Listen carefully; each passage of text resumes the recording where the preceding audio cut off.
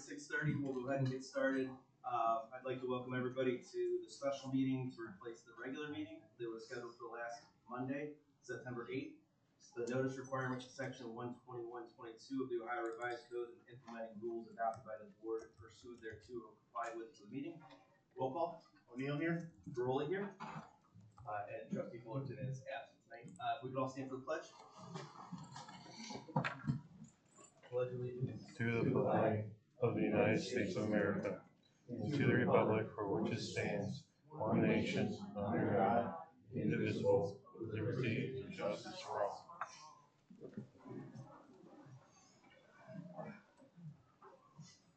So the first order of business is pending minute approval. We have sets of minutes from July 7th regular meeting, August 4th regular meeting, and the August 18th special meeting. I would prefer to table these to the next meeting. There was a few things that I don't really remember exactly how they went, but I'd like to have a chance to go back and review against the audio and video again. Okay. I have no issue with that.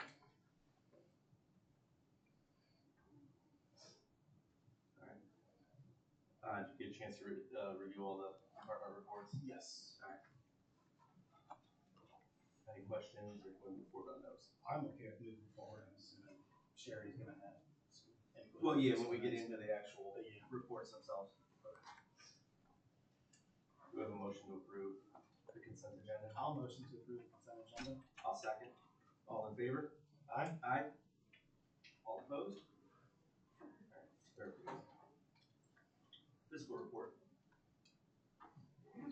Sherry, did you have anything to add to your report? No, we just have that one resolution to increase the appropriations, and I would just say at this time, I want you guys to just like cut back on any additional spending until I can make sense of what's going on with some of the books that there's some issues with. I've been meeting with Brian, we went over his and straightened everything out at this point, but right now, unless it's something that needs to be spent on, I would just like slow down a little bit. Just to give me some time. But we're getting it. Okay. I did have a couple of things under fiscal I wanted to ask about. The first one, Chris, I don't know, have you enough, did you see this? No, I do not believe I've seen that one. Okay. Do you want to let everybody know what that is? This is a letter delinquent contributions bill from OPERS. Can you move closer to your microphone so we can hear you? This is from OPERS. It says a charge representing delinquent contributions has been added to your OPERS account. The amount due below is required by section 145.483 of the Ohio Revised Code. It's a former part-time employee, current employee who's considered a part-time board member on a zoning commission. And it appears to be OPERS related things similar to previous. It's $500 and some dollars. $581.81 invoice dated So August 1st. it's on the list of bills. It wasn't, what happened was, OPERS changed how they do everything. So it used to be able to run a credit or a debit and only pay, your monthly stuff. Now they make you pay it no matter what. So if you don't pay it right there, your reports are late, then you're going to incur more late fees and more reporting issues. So the last month when I did OPERS, it's been paid at $550. Only because I had no choice. Otherwise, you would have been late again on another OPERS report. Because you have to pay and do everything by a certain amount on the day, 30 days after that month is over. So they don't give you that option anymore. They automatically tack it on. It's what was owed. It was in the account, and I think that was for Hoosh. I can't remember who that was for. This is the one for Tim Kassouf. It's dated August 1st. Yes. So when I did the August report, or actually it was the July report, it was already paid by the time that letter even came out, honestly. Because I did it in the July report that I did in August. So that's probably But again, it's another invoice that came to the township. That actually, I will point out, Trustee O'Neill, you and Trustee Fullerton actually approved paying it at the last meeting without ever having actually seen the invoice. And we seem to continually find ourselves in this situation where invoices are getting paid that the board never sees. I mean, the last couple of meetings we've kind of opened with a review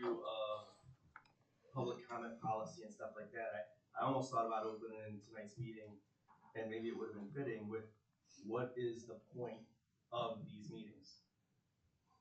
I mean, fiscal officer, Ward is not incorrect in that the invoice does need to be paid. But if we're going to accept that premise, then why do we meet? And why don't we just conduct the township business without this every month? If we're gonna do things outside of meetings that we're not allowed to do. Point taken, I mean, this is still something that hasn't been paid. She can check out, correct? Yeah, I mean, there was didn't an have option much that of a choice. was. We had the prosecutor's office weigh in on it, because auditor weighed in on it. It's not like we had a choice. Hey, they paid it to the previous employee. This is another mistake, and it's unfortunate, but we didn't have a choice. The prosecutor's office weighed in and stated that no money can be expended from township funds without authorization and action of this board, which we just agreed. Well, I mean, I guess technically this was approved. You know, again, 2 members of the board approved it without ever seeing it. And it was paid before the board ever took action on it. So are we going to do anything to address that issue, or are we just going to continue to pay bills whenever they come in without anybody reviewing it? No, we should review. It's kind of different, Justin, when it's payroll and there's deadlines and Exactly. stuff like, it's not a bill that was just something that somebody went out and bought and wasn't approved. You guys were aware that it needed to be paid. So, I mean, when your audit comes up, this is all gonna be in it anyway. And at the end of the day, payroll is payroll, like I've said before, those are dictated dates that things are due. So, that's an Oprah's issue, that's not my issue, that's really not your issue. I mean, that's part of doing payroll, there's laws and deadlines and dates that things need to be done. So, I knew you guys were already aware of what the amount was gonna be, and like I said, my hands were tied at that point because I did Oprah's payroll. Well, hold on, real quick, let me interrupt. How did you know we were already aware of the amount that it was gonna be? Because you guys just discussed it. No, we hadn't. Oh. Nobody at this table had ever known about it, and as a matter of fact, I didn't even know that we had paid it until I contacted Oprah's a couple weeks ago. Okay. Well, like I said, my hands were tied at that point, I had to get the report done. Where do we stand on the one for Karen Schoonover? That I don't know, I have not heard anything from Oprah's on that one. Okay, well, I would recommend that you follow up with them, because when I spoke to them, they sent a notice at the end of July stating that they actually had some conflicting reports from the township on what wages were paid and which weren't. So apparently that came to us late July, even before the notice from Cassuth. I'll look and see if I got it, and But you brought up a good point, and another question I had. Who's responsible for making sure that our employees are paid accurately and in compliance with the law and our policy handbook? Because I do have some concerns with some of the statements that have been made that, yes, we have to pay our employees, but does that mean that just whatever timesheets get turned in, we're paying, and then who cares if it's accurate or compliant or in adherence with our policies? And if there is a set person or body that's responsible for that, who is it, and what are the processes that we have in place or should put in place to ensure that we're paying people accurately, but also not overpaying them or paying them inappropriately, which ultimately costs the taxpayers who pay all of us, monies that shouldn't be paid out. are you asking me that? Well, I mean, that's.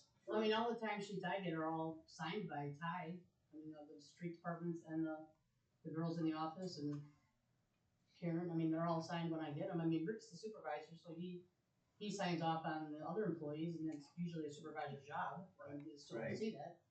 So, I mean, they're all signed when I get them, so I just assume somebody's paying attention. I mean, nobody's been working any, like, overtime or nothing that I've seen that, would throw up a red flag that they're doing anything wrong. But Kristen's and Sherry's and,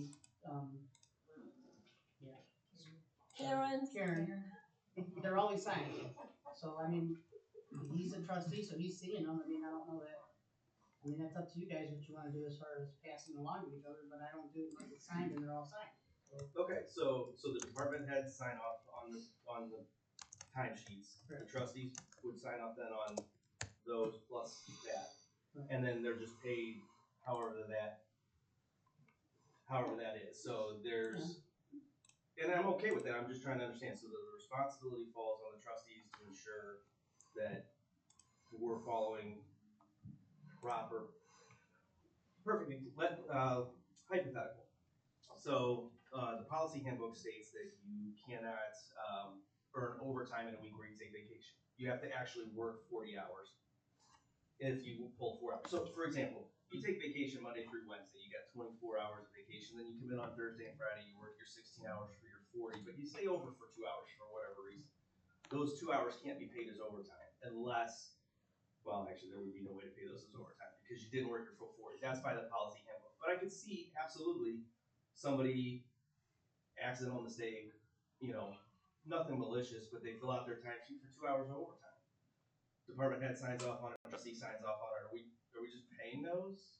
No, that's Even- only happened once since I've been here, and he did not get paid for Okay. the overtime. Well, it actually happened in the last pay period, and I do appreciate the fact that that you're now, for the first time, and not because this predates your being here, putting those timesheets over. But we had an employee take 4 days of vacation, or 4 days sick, 4 days off sick, and then take vacation on a Friday, which is expressly prohibited in our policy handbook. You are not allowed to use your sick time to supplement your vacation time. You're also not allowed to, I would think you would have to get approval for your vacation time ahead of actually taking it. And additionally, if you have 4 consecutive days off, you have to have documentation to what you're out so that you're not just using your sick time as vacation time. Well, I mean, that's an internal control thing, but that's not my internal control. That's It's a yours. direct violation of the policy handbook. So I guess what I'm asking is, where does that responsibility lie to ensure that it's being done and taxpayers aren't being taken advantage of?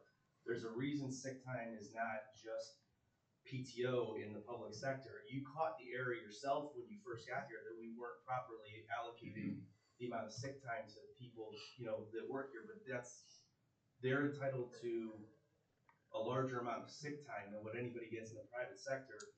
And that for a good reason, but it's protected and they get to use that as sick time only, not a supplemental vacation. So I guess the question is where's the breakdown? Whose responsibility is it to make sure that we are not having employees abusing sick time for vacation time, which ultimately costs the taxpayers money that they shouldn't be paying out? Well, who's over roads and bridges? Well, I'm that would be assuming that's the Chris, one you're I talking believe, right? I'm not sure. Go Well, ahead. I'm just asking, aren't you the liaison on road and bridge? Are you talking about one of those employees? And Which we didn't brings have me to to wait to a public meeting to do this. If you had a question, you could have asked it earlier. You could. The whole- I like hearing it. That's fine. we know but what's it's just- going it's a- on. It's a gotcha thing. It's a moment where you're just trying to do a gotcha thing, but go ahead. It's a gotcha thing because as we'll talk about throughout the course of this entire meeting, if we don't do it here in front of everybody, you guys work continuously. We have an invoice that wasn't even shared with the board that was paid.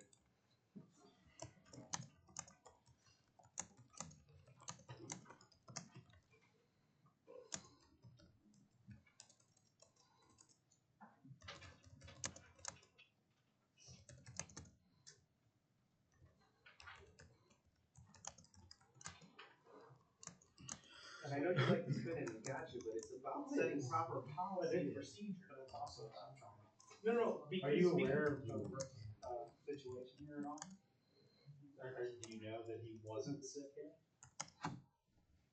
Is there I'm any, asking you, do you know is that he there wasn't any sick? documentation of him being sick in the file? He told me, yes, he has some Okay. issues that don't need to really be discussed in public, and he had a vacation plan. We had a vacation plan before that? The vacation day. When was it requested?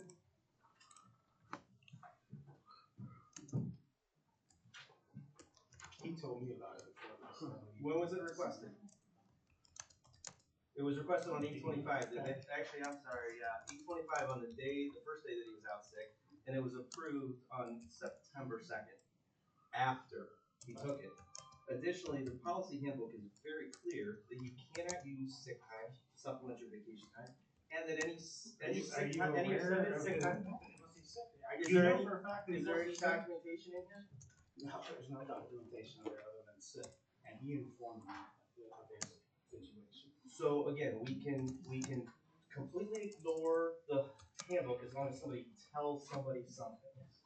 And he told you, but Ty's the one that signs off on his timesheet and his. Not all the time, I'm sure I happen to do it that day, but I'm the board chair.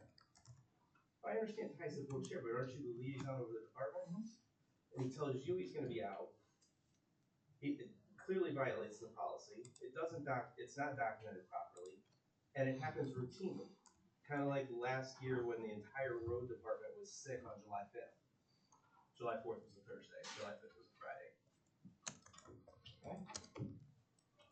This costs the taxpayers money and is an abuse of what they do. What are you gonna do? What are we gonna do when an employee decides, because of the way that the sick time is formulated, that they wanna take 26 consecutive weeks off sick? Depending on the illness or the sickness, maybe there is something that can be done. But this is not costing the taxpayers anything above and beyond. He's earned sick day. He took 4 sick days that week. That's not illegal.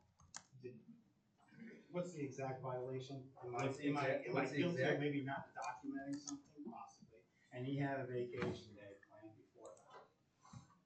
He didn't In have it planned advance. before. He didn't.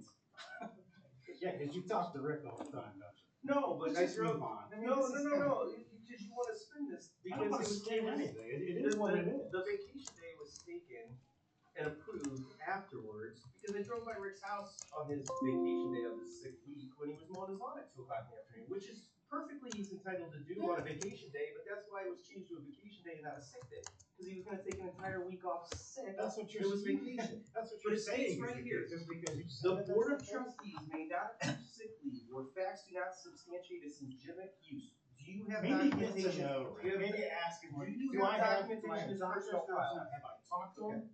So, Yes. so again, we And now ignore and now policy. you wanna talk about and question Rick's health or No, whatever. what I That's want, exactly what no, you no, do. That is you wanna exactly what spin you this do. to be about Rick's health, because you don't wanna talk about the fact that we talked about this policy handbook at the for a We year. have And I talked said, about it. since we don't adhere to it and we don't follow the policies, we should get rid of it. And you and Ty both fought me on it. No, we need to keep the policy. But if we're gonna just ignore everything in here, there's no point in having them. And that's what we do routinely. I'm guilty of not documenting something maybe. But for you to just surmise that he wasn't sick for 4 days, I have no idea about it. I'll leave it at that.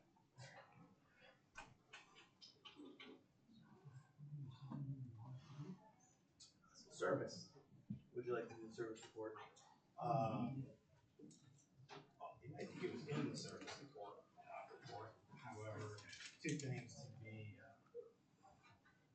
in particular, he would like to rent an asphalt roller and purchase 70 tons of asphalt to make repairs on First and Egypt roads, for a total of $9,000. Noting that the bid price for the work done on Coon Flooded Lands was $236,000 plus, and we saved almost $16,000 on that, so there's more than enough left over to account for that $9,000. I would make the motion to approve an additional $9,000 for repairs on First and Egypt roads. I'll second. All in favor? Aye. Aye. All opposed? Alright, and And then, as the cemetery sexton, there is a resident, I believe it's a resident, purchased a cemetery plot several years ago. Township is going to purchase it back, and they want to then purchase donation to Palomarian. It's a $50 difference. It was $500 for the plot, $450 for the columbarium. So Sherry's going to cut a check for $50 back to them. It's been cut, and then there's, in that file that I gave you, that the things that, 2 things that need to be signed, the deed for that is in there, as well as the other thing I need you guys to sign for Life Source to, basically, what happens now is they, like for the fire department, they send all the checks that come in from all the health departments or health companies for the billing, and they come to me, then I have to scan them all over to them so that they can document it and send it all right back to me. and it's just redundancy, and they said that they wanted for several years now to have it where, cause we're already paying them to do all of the basic billing for them anyway, and they would take everything and they would just deposit it every week and then send me a report without all that redundancy, and like if I miss something or they miss something, that way everything just goes to them. And then they handle all of it, doesn't cost any more, so we've been trying to get them to do that. And basically, it makes sense to let them do it, they're doing it anyway on the Medicaid and Medicare side. These are just checks that come in from like mutual aid calls or whatever, if you have a call and your insurance pays so much of it, whatever. They're already getting part of it and I'm getting part of it, so now they're gonna get all of it and then they will deposit it into the bank and then I'll just record it in the system. Saves a lot of redundancy, saves a lot of extra work that, I don't get paid for, by the way, because I don't get paid by the fire department, I think I've mentioned that before. And so therefore, it will save a lot of time. So that other paper that's in that file is signed as well. So to be clear, that there's no additional cost. No, we're already paying for the service. Right. So instead of just handling the billing, they'll actually handle the Right, service. and it's easier for them too, because it is, they have to wait for me to scan them all and send them, where it all just goes to them, and they deposit it all into our account and send me a weekly statement, and then I deposit it into this. It saves a lot of extra work and nonsense over both of us doing it, doesn't make any sense. You have any problems with that? I'll make the motion to approve the banking and deposit method. Elections to have LifeForce provide the PO box and handle the billing. Second. All in favor? Aye. All opposed? Motion carries.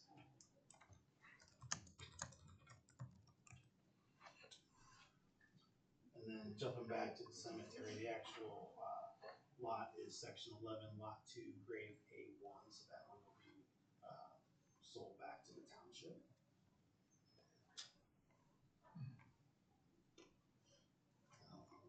I don't know that we need a motion on that. But You need a signature on it though.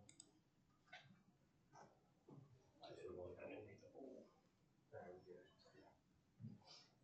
And that's it for service. Chief Fire.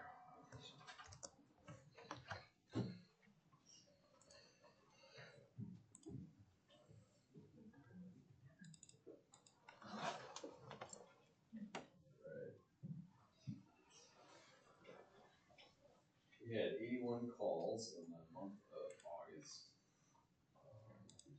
2 in Chatham, 3 in Medina City, 1 in Wadsworth, 3 in Guilford Township, 52 in Lafayette Township, 1 in Montville Township, 8 in Chippewa Lake, 6 in Glory Glens, 1 in Seville, 1 in Wadsworth Township, and 3 in Westfield. 49 were during the day and 31 at night. 71% were EMS calls and another 5 to 6% were fires, and about the rest of it was service calls. A minute and 58 seconds to get out the door, and 5 minutes and 39 seconds to be on the scene. So still tracking pretty well. We gave mutual aid, we received mutual aid 6 times. We gave mutual aid to Montville once, Guilford Township 4 times, Chatham Township twice, Westfield Township 3 times, Medina City 3 times, and Wadsworth 2 times. Been a busy month. Some of the things we've been doing in the last month, we participated in Waterfest 2025 in Chippewa Lake. It was a fun day for the community to interact with our first responders. We participated in National Night Out on August 5th with the Medina Police Department, another wonderful event to engage with our community and surrounding community members and first responders. And again, congratulations to Dr. Kelly Parker and Lieutenant Tara Powell. They both graduated paramedic school. Kelly was the valedictorian for her class, and Tara was awarded the Spirit Award for always demonstrating positive and uplifting attitude. 6 more of our members are doing well in medic school, and they should be completed in December. And 3 more of our members just started medic school, so we're going to have a pretty good solid group of paramedics here coming soon. So, 17 of our members are trained in extrication on August 6th. 4 new officers have completed their orientation and training and were sworn in on August 19th, along with 5 probationary firefighters who also completed a year of orientation and training.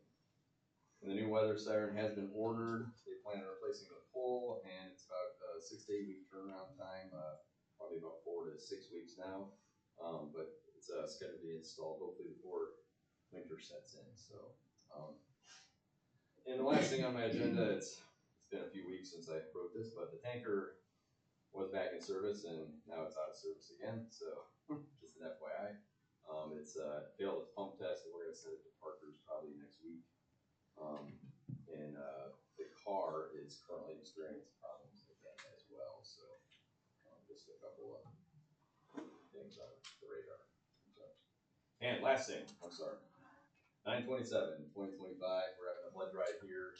So we've been starting to do this. We get more and more people every week. If you can make it, that would be great. You can sign up ahead of time. There's a QR code over there on the table, or you can just show up that morning. It's from 10 to, sorry, I took away already. 10 to 3 p.m. 10 a.m. to 3 p.m. So come on down. All right. Thank you, Chief. Thanks, Chief. Lieutenant Markham?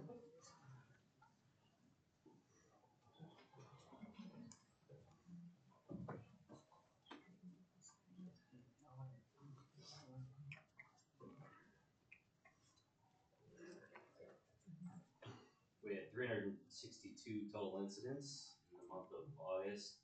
Some of the highlights from that, 53 were fire department assists, 34 were traffic stops, 9 welfare checks, 5 non-injury crashes, and 2 injury crashes, and 2 thefts. A new program that we're starting, or we'd taken part in a few years ago, and now we're bringing it back. We get many traffic complaints in Lafayette Township requesting extra patrols for traffic.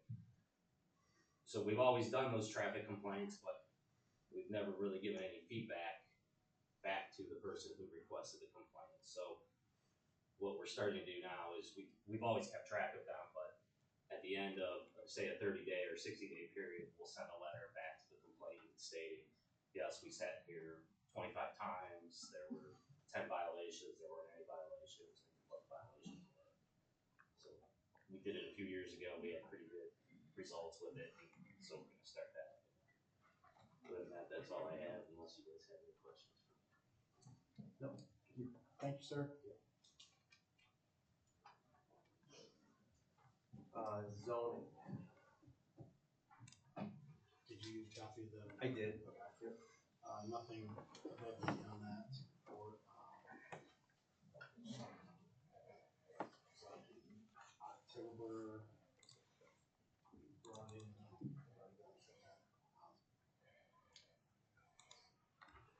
That's not year to date, that's almost fine. year to date, $14,799.25 in fees for a total estimated value of over $7.6 million. And then with zoning, some issue photo certification. Prosecutor's office has advised us to remove that from our zoning code right now because I don't think when it was implemented years ago, that it went through the proper channels several years ago. So per the, did you get the email from the prosecutor's office? I did not. This is regarding section. Or is that the one that Karen forwarded? Yes. Correct. So you I got did that. get that forwarded. So it's section 806, it's regarding footer fees. I would recommend that we follow their advice and remove that from our zoning code. Based on their understanding that it may have been not done properly. That is, from what I understand, there's no proof that it went through the proper channels. Did not go to the CPC, et cetera. Well, there's plenty of documentation of the meetings. We addressed it with change and putting it in the fees. I'm not sure it warrants a retroactive or a removal and documentation of, yeah, I just, actually, we had numerous conversations on this prior, and we addressed, correcting any potential deficiencies And the fact that it potentially opens up a can of worms that I don't think we want to put the township in. So I think we've resolved the situation, and there's no reason to make a further issue out of it. How do we resolve it? I'm not saying we didn't, how did we resolve it? It's handled in the fee structure of the zoning code. So we do fees for it. That's all it ever was an administrative fee. It probably never should have gone in as a code, as an amendment to the code, but whether or not it was done properly or not is like, it's kind of hard to prove that it never happened, but I get the idea that there's no proof that it does, but if we make this assessment now, somebody could make an argument that every fee prior to now was invalid, and we'd have to refund potentially 8 years worth of footer fees for not doing it. Which, again, this was already reviewed by Bill Thorne, who gave us one set of guidance to which we acted on, and then somebody decided to go on their own to the prosecutor's office and readdress a situation that I feel had already been settled. So I am not inclined to make any changes at this point. We can review it later. But, but while we're on, do you have anything else on Bill? No, not done. I had one other one that I wanted to ask you about. Have you happened to see this?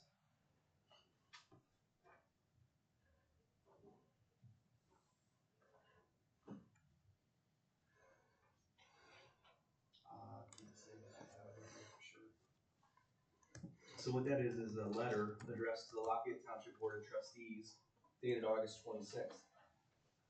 The only reason I have it is because it was sent to me by Banana County Economic Development because a map amendment change was submitted to CPC for review that has not yet been accepted by either of the boards that would be responsible for accepting an amendment change.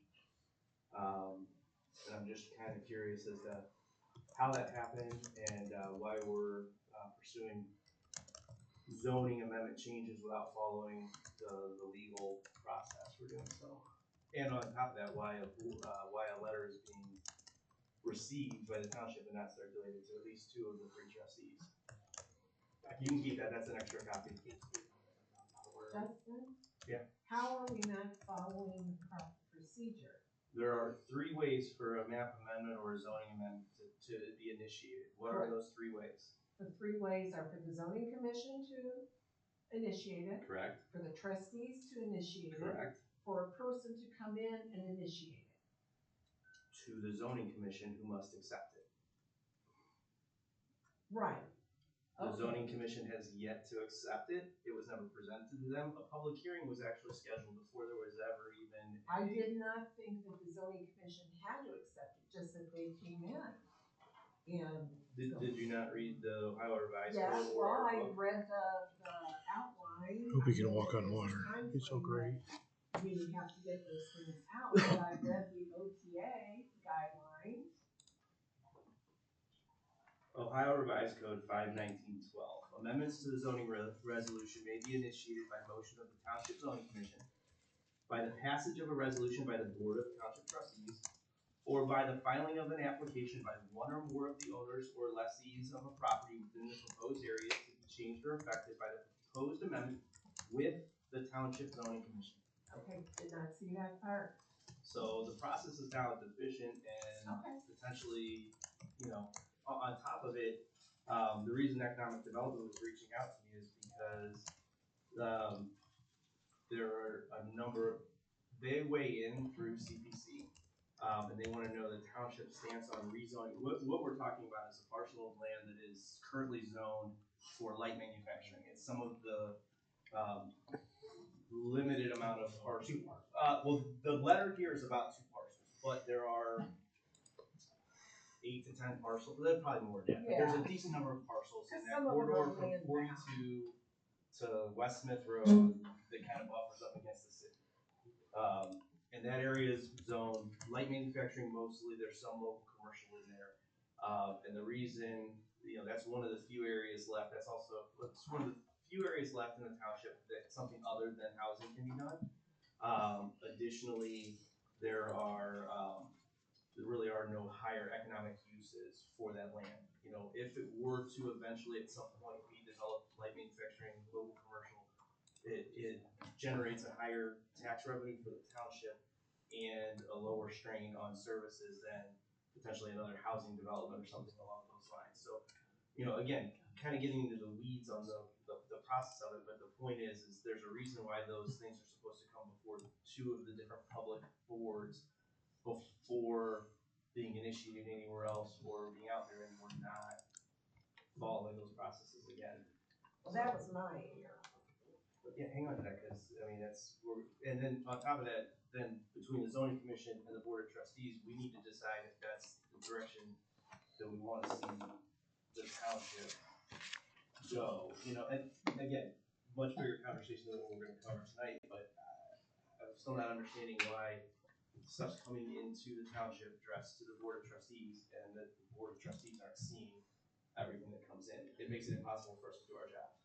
I knew nothing about it. But do you know when this was initially, when the owner does he own it now? No. Okay, so he's a prospective buyer. Yes. Do you know when he first came in and started? I know he first talked to Sherry, and I know he came in and filled out the application, and I know it was a day that I wasn't planning on being in the office all day, but I ended up being in the office all day, so that may have been my error in like trying to I'm not quick thinking. No, I'm not worried about it. I mean, you know, there's just a lot to do when that application comes through, because you have to get it up to the CPC right away, and that's very interesting that in our conversation with them, that they did not say at all that it has to be presented to the zoning commission. They just indicated to me, and I'm sure to Sherry, that you just complete the application and send it to them with this information, which is what I did. I gathered the information, I emailed it out. So that's my thing, you know, that is my error and stuff, you know? Yeah, I'm not complaining. Well, I appreciate mean, your I'm efforts. upset with myself because I looked at the algorithm for doing that, and we have a couple of different algorithms, you know, that are in the OTA book and are in other things that I have. So, yeah. So Justin, are you saying that it has to come to the zoning commission and the trustees before going forward? Any one of the three. If a resident brings it forward, the way that the ORC outlines it is, if a resident brings it forward and wants to initiate it, it's the zoning commission that should be doing it. Because ultimately, the zoning commission is the one that makes, I mean, the final decision with zoning rests with the board of trustees. But Correct. the zoning commission is the one that makes the recommendations. They're the ones that put in the work as far as, you know, where our local commercial districts should be, where our, you know, Right. they are the ones that do that type of stuff. So anytime that there's an applicant, the applicant for that type of thing, it comes to the zoning commission. The zoning commission has the ability, they don't have to accept it. Got it. You know, they can say, hey, look, you know, it doesn't, Me and I know they started to have a bit of that conversation in the last meeting of the zoning commission. You know, there were Right. some differing opinions on that. If they choose to accept it, the application, that's where the clock starts, is Okay, when the see, and commission that was my bad, accepts yeah, it. It's not just because somebody comes in, and fills out an fills out application. something with the Okay. township. So, Okay. you know, and I hate to put you on the spot since you're the only one here for zoning, but the Put other me on issue the that we spot. have, we set up Country Club, Uh-huh. the Site plan review?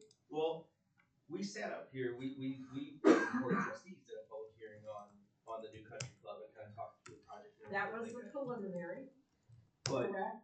where do we stand with issuing the permit for, You want if to you can come up answer to it. the microphone so I can. Well, that's, yeah, absolutely, but, and I don't, if you can't answer, I don't. Oh, I want can answer. Well, I mean, ultimately, it is the zoning inspector and. Okay, Karen Spooner, the zoning secretary. Regarding the country club, they came in for the preliminary site plan, which the zoning commission, reviewed, and we had some questions on, specifically the fact that there was no documentation for the 35-foot which is required within that district. And that language has been in place since 2008. So they came to the trustees, and actually I printed out the trustee meeting minutes. That was the same issue with the trustees. Where is the dimensions? Where is the documentation for the height requirement, okay? And they have a specific site plan, preliminary and review within that text. It does not revert to number 216, which most companies go through. It is right written in the text, which they can read, I'm assuming. So they came for, we only allowed them to have a permit for earthwork after we got some basic information, all right? So Mr. Phillips contacted us, wants to come in and do the final site plan. According to our zoning, there is a specific way that we're supposed to receive that. What he brought us was not something for each individual zoning person, but these giant building plans with, like, they're 2 inches thick, with things we don't need. Things like windows, things like those things we do not need. So I was lucky enough to have a gentleman that is part of the zoning commission that is very familiar with that type of stuff.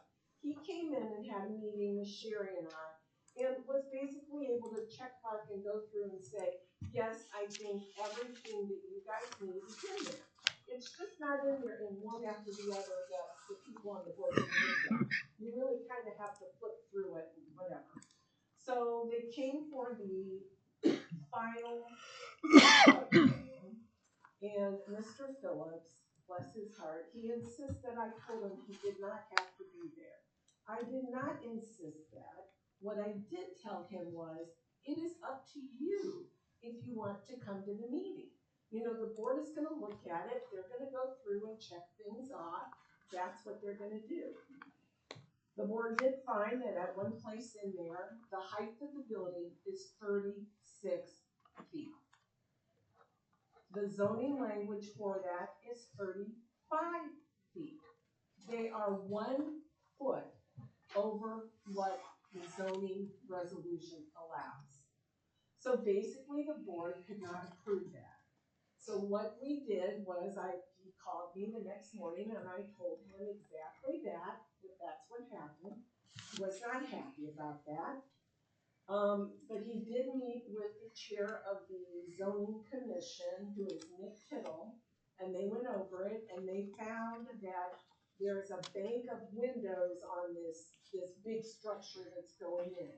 If they would take 6 inches on the top level of the windows, 6 inches on the bottom, that would be your foot. So if he can get that to the architecture and they can redraw those plans, Mr. Phillips can contact the zoning commission, myself, or Nick Kittle. We will set up another meeting and we will do the final site plan. I heard Mr. Cosgrove is not very happy. I'm sorry. It's not my fault that they cannot read what is in there and has been in there since 2008. I'm sorry if Mr. Phillips did not understand, that we had brought up this height issue. So basically we are waiting for Mr. Phillips to call us back. Once he gets the adjusted drawing, we will call a special meeting. The zoning commission will take a look at it and we will get it to the trustees, who will probably also have to call a special meeting to look at it. Questions? Well, I guess just 2. Only 2, Justin? Yeah. Well, Okay, cool. they're gonna be big, that. So. Okay. I guess we'll tackle the easier one first. I'm just the 35 feet thing, and I know we talked about it at our hearing as well. Yes, you did. But I'm just kind of confused based on the way that the project's been described. 309.6, maximum height of structures. No building or structure shall exceed 35 feet in height. Fire or parapet walls, skylights, towers, flagpoles, chimneys, smokestacks, water tanks, or similar structures may be erected above the height limit herein. The above exceptions may not be erected to exceed more than 15 feet over the height limit, nor shall such structure be used for any purpose other than use incidental to the main use of the building. So if I understand the project correctly, we're talking about additional height for like a second level of windows for light to come in. It seems to me that it would very clearly fall under that 15 feet of buffer that we already have there. I think it's a part of the building that is 36 feet is part of the building that people will actually be in, okay? The part that they allow the 15 feet above is the parapet, which does not have any, like, our cupola, things like that, which do not have any, people will be in it. Do you see what I'm saying? I do, but I mean, you could put a skylight on a roof, and I'm gonna be in the building with the skylights on. Skylights are included. I guess the reason that's the minor of the piece. The other I guess concern that I have, especially after having spoken with Mr. Phillips and kind of understanding where their position is, in reading through the golf course. I'm sorry, let me get the language right. The golf community plan unit development language together. Yes. The site plan and site plan review process is pretty clearly as for the development of the entire project. Yes. This is one building within that. We haven't required site plans for any of the homes that are built within the process. And it sounds to me, we've now delayed this project for several months. No. Under Okay, this, stop there. hold on, Karen, I let you Okay, give your all right. explanation, but under this site plan review process that I'm not 100% sure we have a legal standing to force them to go through for the simple construction of a new clubhouse. Well, that would be And- nice to get guidance from trustees on that then. Well, again, after my conversation with Mr. Phillips on Friday, only because I reached out to him, it sounds like he was under the impression that neither he or Mr. Cosgrove were allowed to talk to certain trustees at the board. So, unfortunately, this was information that was just presented to me, and I'm just trying to get an understanding of, we have zoning in place for a reason. And I've obviously been a part of zoning for a number of years now, so, I understand the importance of it, but it's also not supposed to be something that we use as a tool to expedite the projects we like and potentially derail or slow down ones that we don't maybe have the same knack for. So I guess where I'm coming from is if there is anything that we can do, I don't know where Chris falls on. I mean, we sat up here and discussed the golf, their country club, their new country club at Lang, and it was. Correct me if I'm wrong, but everybody on the board was pretty, eager to see the development done and the improvement to the township and to their grounds. And $25 million. I mean, that's $25 million into the tax base. It's a process, and the zoning commission appears to be trying to go through the process. Well, Is that how have we you see waited? it?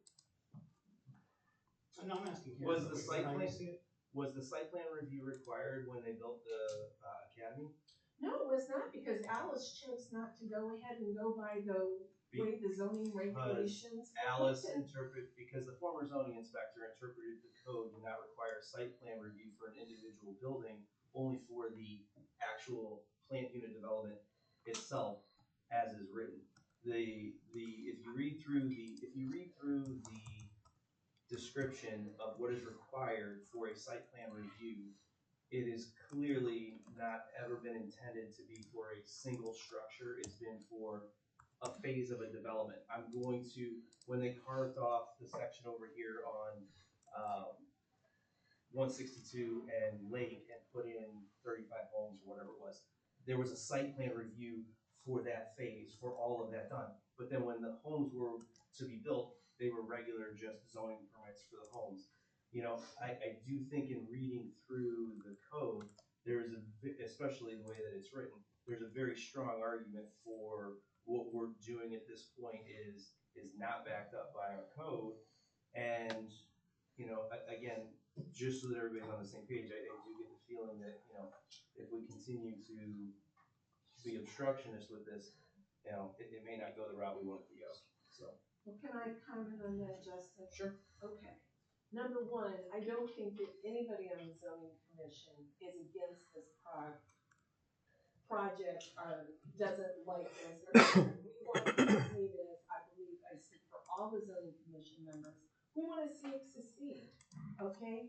And I get what you're saying about that there should be a site plan for the whole project.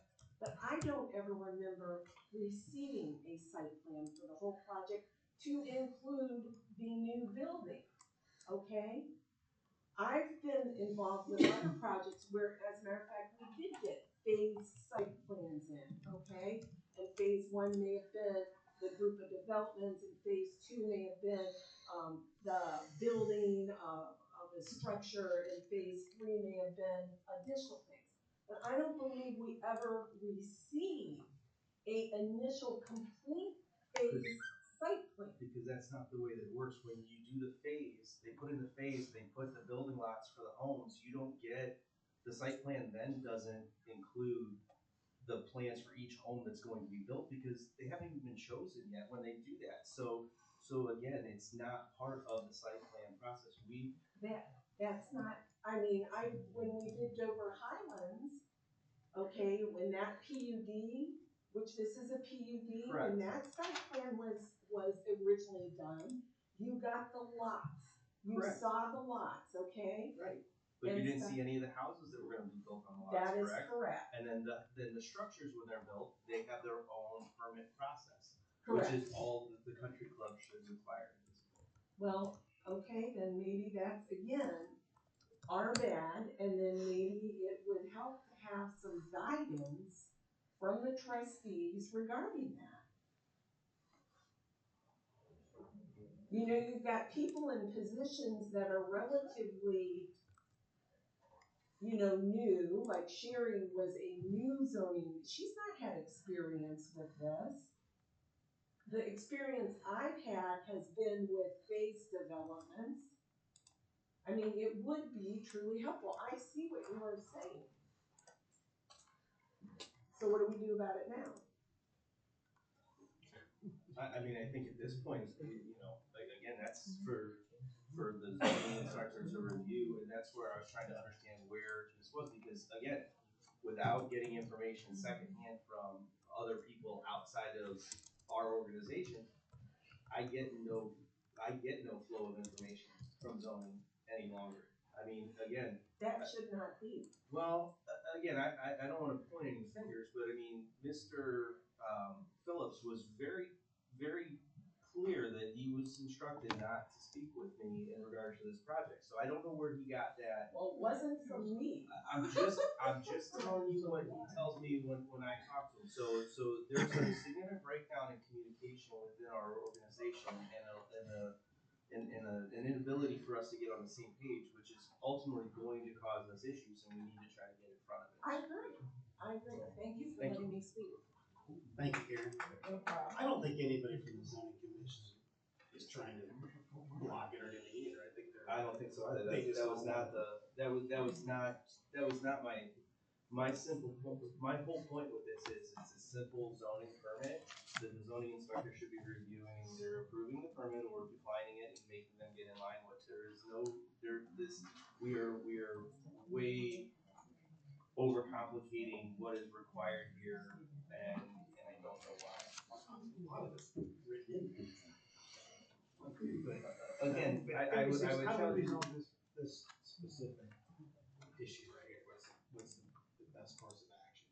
Like, they have a problem with 36 feet.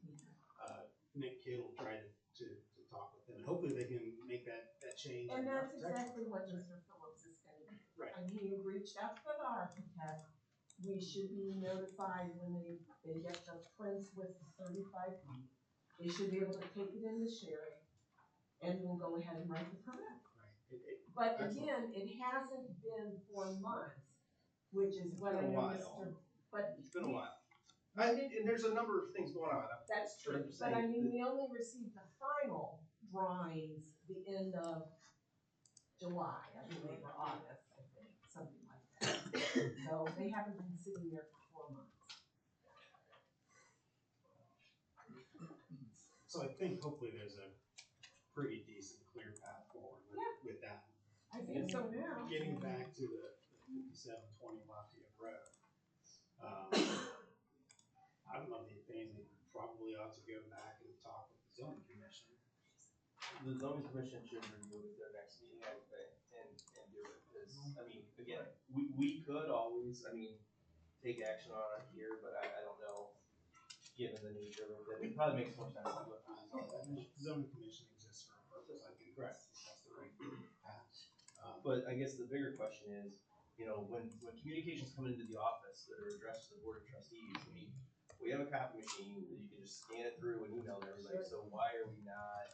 I don't know who received it, I just know that came, like I said, it was forwarded to me from economic development. Did you say you were at a meeting with the zoning commission for that? Like you said. No, they happened to discuss it at the last zoning commission meeting, I was here for that meeting, yes, just in attendance. I would recommend, we can't really make any decisions on it, but if they could also approach for zoning appeals to get a variance for the property. There's no grounds for a variance on that. What And property they are you actually talking apply. about? I mean, I know you were in BZA forever, you may or may not be right. You legally have to have a practical difficulty, simply wanting to change zoning is not practical difficulty. I mean, you're right, they can ultimately, you know, you can't tell them that they can't apply for one, but they're.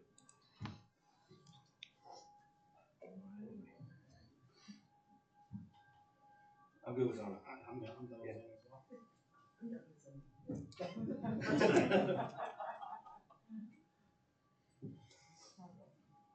Do you have any correspondence that you want to go over? So something lighter with the unresolved business. Halloween Boo Bash, you wanna give us an update, Kristen? Yep, Alright, thank you.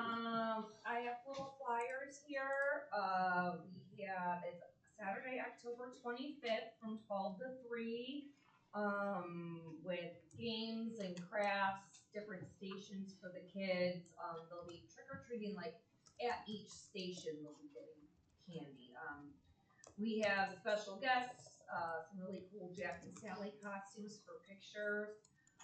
We're gonna have puppy adoptions, the service dogs are gonna be there as well, hay maze. It should be a really good time. Anyone and all are invited. Yeah, I think that's really, oh, also, since we're not doing the, I don't know, pretty sure I forwarded you guys that email. Since we're not doing the hay rides, we don't have to have the extra $500, so that saves us $500. Since we're just gonna do the hay maze. For insurance. For insurance.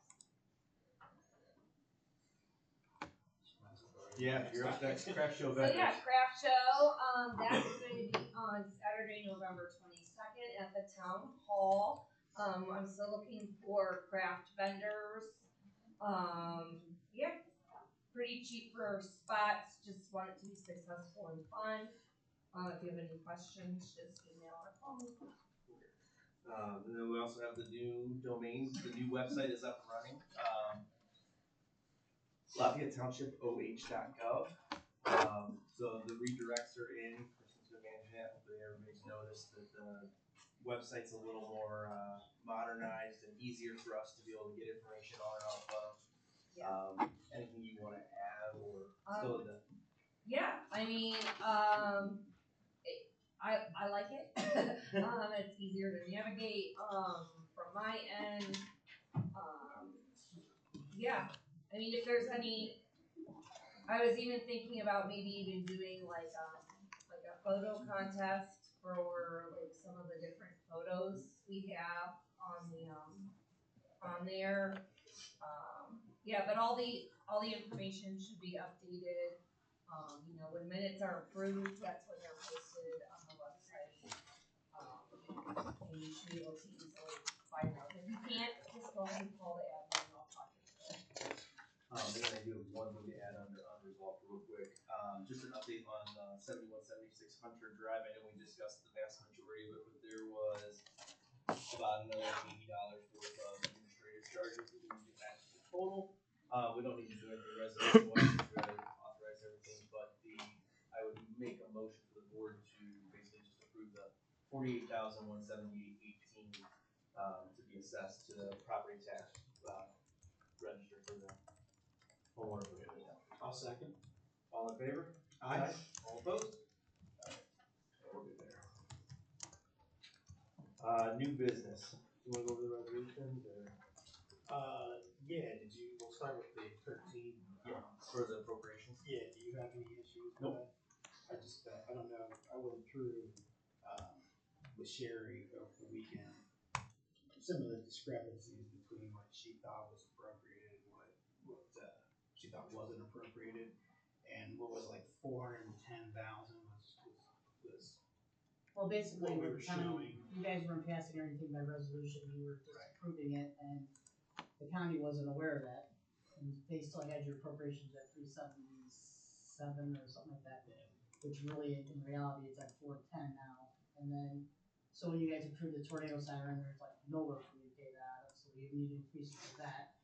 And then, just a little bit more buffer, because looking at the percentages and the appropriation status, we're running low in a lot of different places. So I just wanted to make sure we have enough to get through this year, so that when I do the budget for next year, I know what the budget's gonna be as far as, what we have discussed, it's somebody else's budget, I don't know. We're gonna have to move some more stuff around inside the budget without having to increase appropriations, but right now, we're increasing A for the tornado siren, and B just to get through the. Right. And the only thing I would add, just to clarify, for the people that are listening at home, when she says we're running out of money, that's just against what we've appropriated. We did not appropriate, which means we get a certificate at the beginning of the year that says you could spend this amount. We appropriate this amount, so that we know we'll have some to carry over into next year. That's what Sherry's talking about when she says we're running out. We're not running out of money. No, you're not We've got running out of money set money. aside. Well, and Sherry, nothing Sherry said was wrong. It's just I didn't want anybody to hear that and go, "Oh God, they spent all the money." No, we we haven't, haven't done that so- yet. That's not the case. Yeah. But the initial 370,000 that was appropriated at the beginning of the year, and the 410 she's showing now, we did motion as a board to make 4 incremental increases. Correct.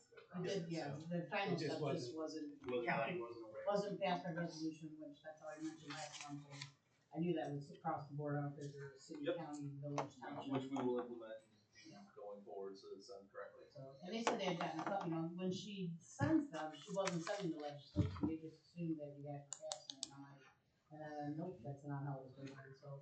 You're gonna get dinged on it regardless at this point with a lot of things out next year, but moving forward, there was no sense in passing several resolutions to catch up with everything that we've already approved. And so this is the one she said is. Did you keep the numbers the same as what was emailed out though? Okay. You wanna just read the header and then we'll. Sure. This would be resolution number 13-2025, a resolution amending the appropriations in the general fund for expenditures during the fiscal year ending December 31st, 2025, entirety emergency. And it's increasing it to 490. Roll call vote, so O'Neill?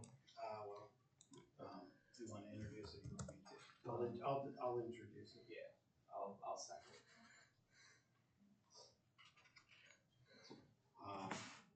Trustee O'Neill, yes? Trustee Roll, yes.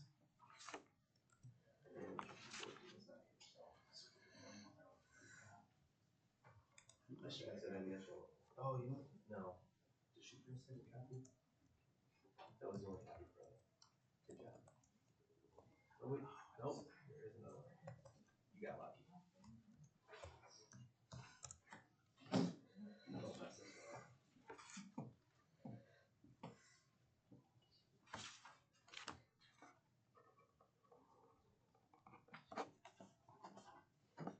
And while Trustee O'Neill is signing that, we've got resolution 14/2025, a resolution adopting the natural hazard and flood mitigation plans as submitted by the Medina County Emergency Management Agency.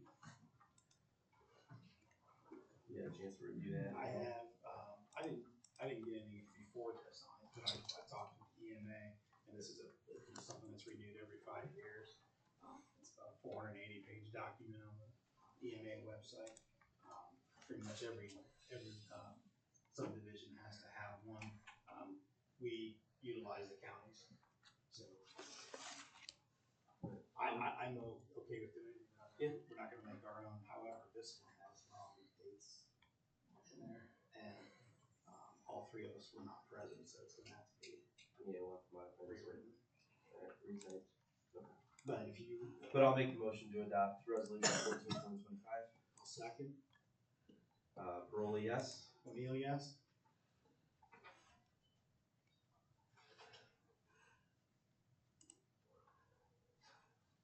And then, we have resolution 15/2025 that was, prepared for us by the Medina County Prosecutor's Office. A resolution to participate in the 2025 direct settlement of Purdue Pharma LP and Sackler Family opioid claims.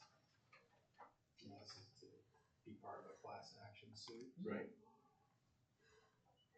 I would make a motion to accept resolution 15/2025. I'll second. Paroli, yes. O'Neill, yes?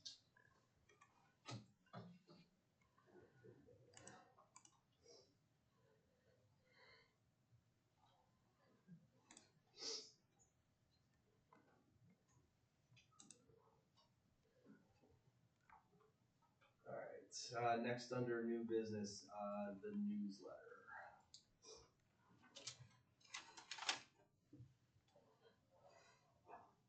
This is the final clean one.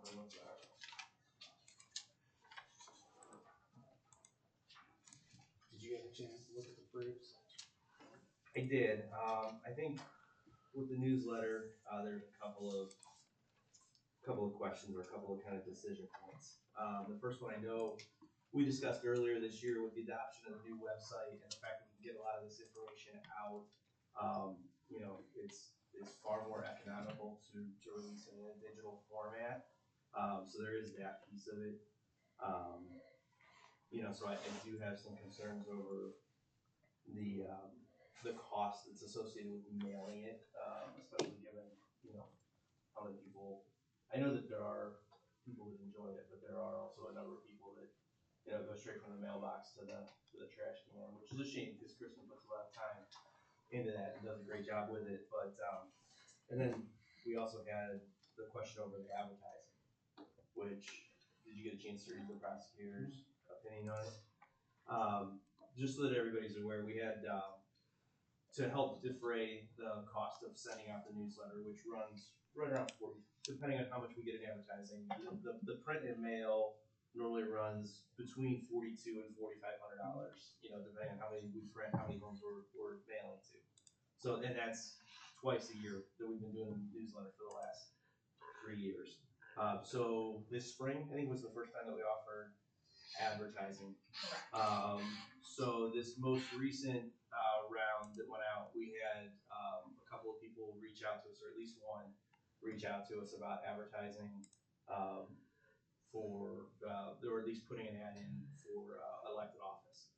And the prosecutor's office weighed in with a number of prohibitions that are we can't expend township resources on anything that advocates for or against a candidate or an issue. But that also does, I guess, raise the question of, did we ever get an ad suggestion? Like, did we ever review an ad, or did we just say no political ads? And the reason I ask is because, like, if you think back to the newsletter we did last fall, we put out information about the levy, and we were told it had to be neutral, right? It couldn't be a vote for it or a vote against it. So, in theory, a political candidate could absolutely put an ad in the newsletter, as long as it doesn't say vote for them. But they could put a name and a picture and a bio and anything along those lines. There's nothing that prohibits political ads per se. It's just it can't be a for or against. So you're skating dangerously close to the edge on that one, but Did we or did we not put the levy stuff in? We're not skating any closer than the precedent we've already set. that's a levy. It's just just informational, there was really no opinion in there or anything, there was no for or against, it was just factual information. Agreed, understood, but it was still information about a valid issue. So it would be no different than allowing a candidate to put something in that just said, hi, my name is Bill, and this is what I believe. But it isn't. You could say that, I could say that it is. If there's candidates out there and they have, their names are out there, that their names are in the flyer, it's a lot closer than a ballot issue. And If you that's ask your me. opinion. There's also, did you read the entire opinion? Yes. So any concerns over allowing, bars to advertise in the flyer? I don't particularly have any. So you have no concerns over that, even though the prosecutor's opinion straight up says, let me get it right here.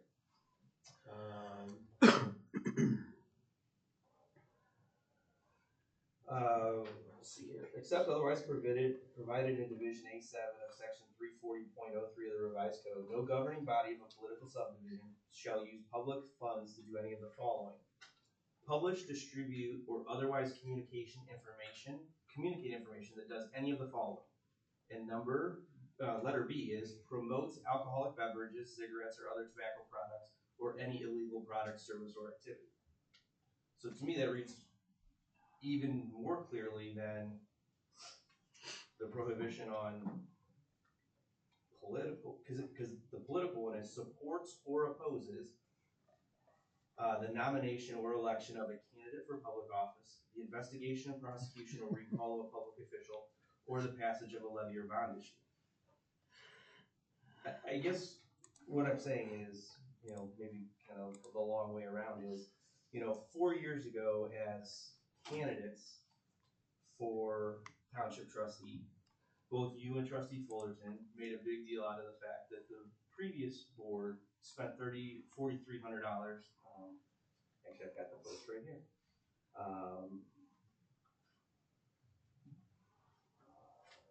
Created the first ever Lafayette Township community newsletter in an effort to increase their name recognition at taxpayer expense to the tune of $4,381. This information has several stretched narratives and a lot of misrepresentation about how our township is really governed. So it's just funny to me,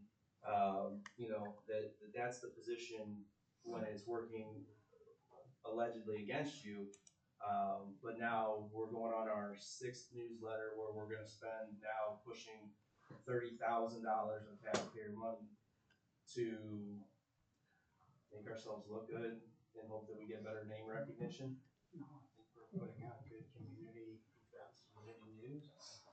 Which can all be done on the sign and the You can. and the new and the People like reading the paper too. You don't have to like it. You can disagree. well, as stands, I'm not in favor of spending the public funds to send out the newsletter. Okay. We can probably ought to table that till our next meeting. Okay. New server. So Keith at KGC has reached out. The server that operates basically everything, well not everything, but a lot of the networking stuff here at the station is the original one that was put in 10 years ago and is in need of replacing. You got his email. Yeah. I would tend to agree. The quote that he provided was for $17,250.95. That would be for a Dell R625 Enterprise with a 1 full year warranty and 2 year on parts. What are your thoughts? My thoughts are, I think we're gonna need something for sure. I agree there. It's definitely not my area of expertise. I think you've got this building relies heavily upon it. The admin building relies heavily upon it. So, regardless of whatever the cost is, I would entertain splitting the cost between the fire district and township. I mean, that's obviously a conversation for if we decide to move forward. I guess my concern, and maybe, again, I don't want this to come across the wrong way, because, I mean, Keith's always been good to work with. I've had no issues with him there. I just know that, in having, had a couple of different IT companies out to kind of see where we're at, the general consensus was, we have the best of the best in the building. So the equipment maybe, is not, is maybe more than what we need. I think the analogy that I got a couple of times is, based on the size of our organization and our computing needs, Honda Civic will get the job done, but we've got, Ferrari, and I think sometimes that comes into play. So unfortunately, I just got it like maybe an hour before we got here, but I did have Lightspeed, Josh Holmes, who has done some stuff for us, put together a quote based off of these specs. I think his quote's actually a little bit higher, but he broke it down for installation as a separate charge, which, I mean, to configure, set up, and put everything in was $3,600. But even with him breaking out that much to just set it up, the server itself with 3 years parts and labor warranty was only $11,620. So I guess I definitely think that we need to look at getting it done, but I definitely think this is something that we want to be quoting out. I feel like we're overpaying for equipment sometimes with Keith. Potentially. And maybe you can take It a never hurts. pencil to the quote too for us, but that's kind of where I'd be with it. And I don't know, we can get on that pretty quick, I would imagine, and then we're set to meet again. Yeah, at least by the 6th. So, any problem getting some additional quotes potentially before we do that? And I'll forward you that email as well. You did? No, I will. I'm sorry. Like I said, it was kind of hectic this afternoon. Have you reached out to anybody else? I have not yet, just because I knew we had a little bit of a relationship with Josh, and he'd probably be able to turn something around fairly quick. Because I think Keith just got us the quote Thursday or Friday last week, to even be able to compare. Because like you, computing is not like the hardware's not. I needed his spec sheet to be able to say this is what we're looking at. I couldn't just tell him this is what we're gonna do here. Brilliant. You got the sign out front. So we've been having all those intermittent issues. Yeah, they said the mice were chewing cords, that's what they told. And the only reason they figured it out is because they finally sent somebody out there after the last time that you and I, For 6 months. Well, because it was weird when it would be knocked out. So we were having the intermittent issues, and what it wound up being is that there had been some damage to the power cord, and then because of the way that the sign is ventilated, depending on when we get it, if we get a really bad storm or what not, they'll get some water in there that causes it to temporarily short it out work, and then or it gets moved just the wrong way, and then it comes back on. Which is why they constantly tell us to reset the breakers, do everything on those lines. None of that ever works, and then it just magically comes on like a day or two later. That's why. So we did get a quote for $898 to have them come out, which does include their service call already, which was for $495. So basically, we're already on the hook for half of it anyway. So $898, they'll come back out, pull everything out, they'll put in a new heavier duty, weatherproof, power cord in there, and then enclose it a little bit better to help any type of roads and whatnot. So I'm confused.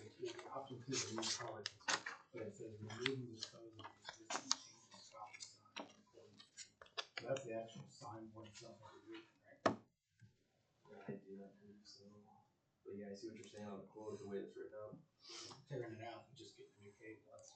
No, That's my concern, the way it's written. No, and I can follow up with him for better clarification on that if you'd like. I did not catch. I don't know why he would have written it on there, but I see what you're saying. Because all we talked about was him pulling out the stuff that's in there and putting it in. But for the $898, if it does include the whole kit and caboodle, it's gonna get us up and running again. Alright, do we want to just approve it pending that that's what it is, and then if for some reason he says, no, the quote's really, if there's gonna be more, then we'll do it. Alright, so I'd make the motion to approve the $898 to replace and repair and replace the power poles. And sign. For Brilliant. I'll second. All in favor? Aye. All opposed? Alright, motion carries.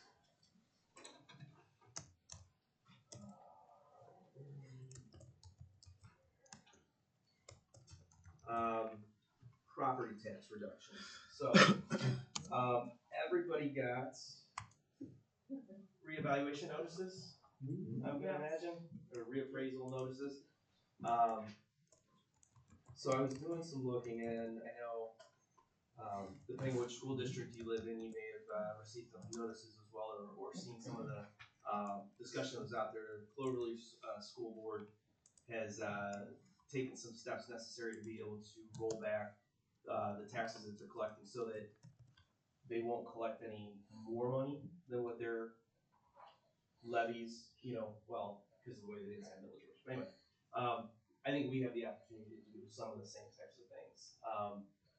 Chris, I don't know, have you had a chance to look at what's happened over the last 5 years to our inside millage?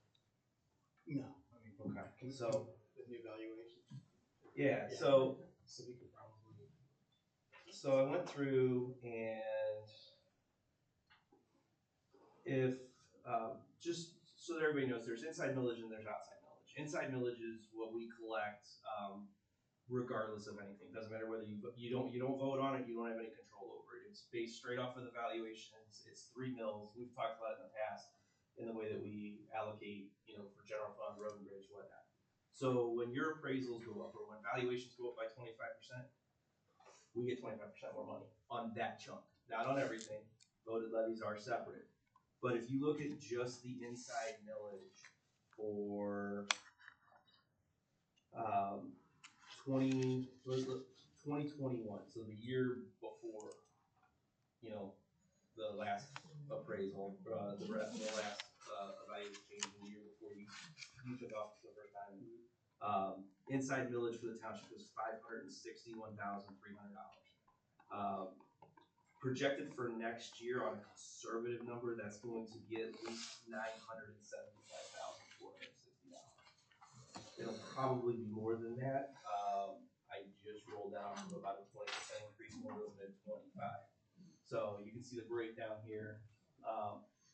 This is straight from our certificates of resources, general fund, road and bridge, what we've received each year.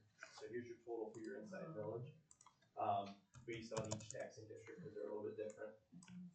But that means that we're gonna pull in, at a minimum, I'd say conservatively, it's gonna be at least $450,000 more next year inside village than what we had 5 years ago. And during that time, our expenses have gone up some, but we've also asked the residents to pass levies to fund those things. They graciously gave us additional money for the fire department to do the things that we needed to do with staffing and new equipment. The police as well. And that's where I was gonna go with it.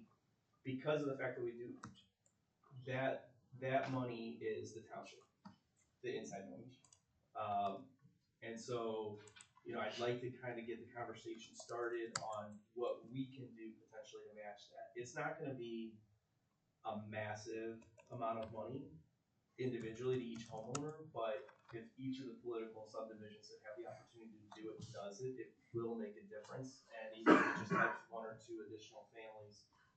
I've had people reach out to me because they're talking about selling off acreage on their family farms to be able to stay on the land until they can, until they die and pass it on to their kid. It's like, if there's anything that we can do, I think we owe it to the residents to find a way to roll back some of those levies. And I think to that point, the police levy would probably be the place to do it for the township, because it's, again, township money. It's an equal offset to who's paying it. Yeah, it's certainly worth starting discussion on, but I think it would be best to get the estimated resources from the auditor before you're assuming a $975,000. Well, you're right, but you can look at it fairly easily by just looking at the last time they did the triennial, where they did the jump, and it jumped from 580 to 730. You know, Yeah. so I mean, there's precedent for it, and it is inside millage. It's not a fancy calculation. It's not going to be rolled back based off of what we said we were going to collect on a levy. It's straight up 3% for every $100,000 valuation that we're going to get. So, you know, the only question mark is how much new building is going to roll into that number. Like I said, I mean, you know, if you're in the gambling mood, I'd be willing to make a sizable wager that when we get our certificate next year, the inside millage is well above the 975 number. Might be, yeah. I mean, and to the point where it's going to be $1 million plus. I mean, we will be bringing in almost $500,000 more next year than we did 5 years ago, and definitely, you know, 7 years ago because of all of the reappraisals and that. So I guess what I'm looking for, and I know Ty's not here tonight, and I'll send this stuff to you guys as well. But I'd like to kind of maybe put you on the spot a little bit with the whole, you know, can we find a way to roll something back, reduce something? There's no way that we can't reduce the tax burden even a little bit on our Make it a residents. guarantee, but it's, like I said, it's certainly worth looking into. Okay. Okay. All right, the last one that I have then is staff appreciation dinner.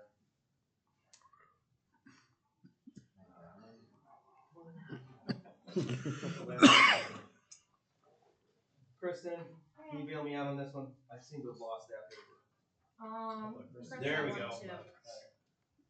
to- Well, Kristen did a lot of work trying to like Find the best. find the right location for us and find a balance between, you know, a venue that was gonna be big enough for us to house everything, and then also that wasn't gonna be ridiculously Well, expensive. some places really changed pricing since last Yeah. year.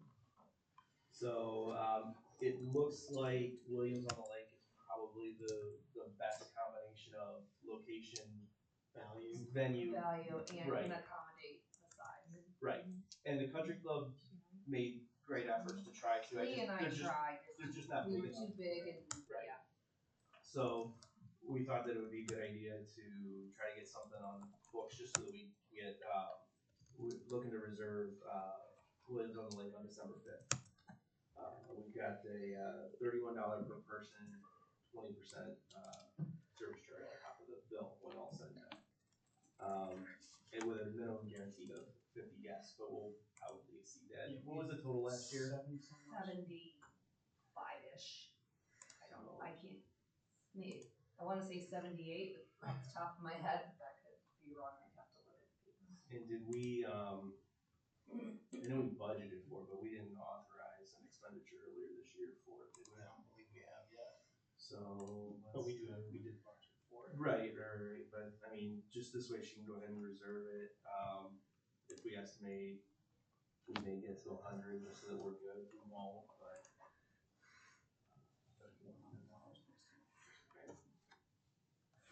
So, 3720. I'll make a motion to approve the, 3720 for the, employee appreciation dinner, at Williams on the Lake on December 5th, so we can get that reserved. All in favor? Aye. Aye. All opposed? Motion carries. All right, public participation. Unless, I'm sorry. Nope. Good. Hey Justin, quick Yeah. question, that $31 per plate, and then what was, 20% gratuity for the service staff. It's pretty standard with any of the places that hold like a banquet or a dinner or something along those lines. It's for the kitchen and wait staff. thank you. Yep. I got something to ask you. You guys were talking about. For the record, please state your name I'm and sorry. address. On Thank you. Jack Ryan Road. Okay. When you guys were discussing the sick time off for employees, and Say your name and address. Keep your name and address. I'm sorry, Barb. Barb G-Track. 6349 Ryan Road.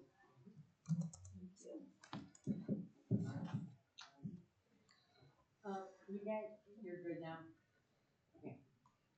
we were talking about the employee being off for 4 days, and I think, Justin, I think you said something about there's supposed to be documentation. So, I know it used to be back in the day, with the county, if you were off 3 days in a row sick, you needed like a doctor's note. So is that comparable to what it is with the township? And if it is, then who's kind of running the show, with making sure that's followed through? I think it says we may require a doctor's note, correct?